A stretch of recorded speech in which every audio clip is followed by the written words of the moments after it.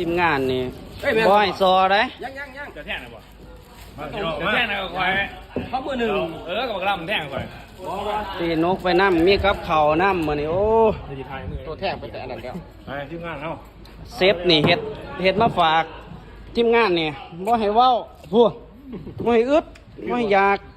พู ที่บ่แกนหรอวะเจ้าเว้ย มากินข้าวน้ำกันพี่น้องโอ้ยจะมาพี่ดึกพี่เดือแท้เนาะพวกนี้เนาะสัมผัสก่อนจะได้มั้ยเนี่ย